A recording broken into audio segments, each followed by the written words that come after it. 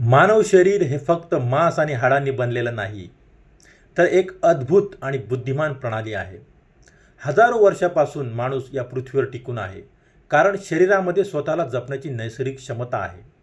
आपण जखमी झालो तर मानव शरीर स्वतःहून जखम भरून काढायला सुरुवात करते. आपण आजारी पडलो तर शरीराची प्रतिकारक शक्ती रोगाशी लढायला उभी राहते.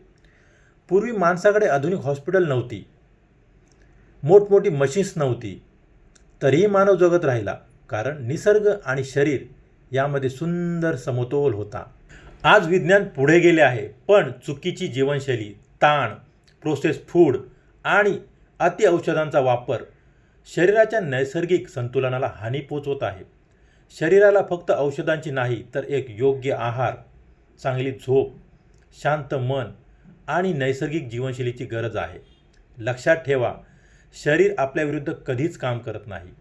ते सतत आपल्याला वाचवण्याचा प्रयत्न करत असतं.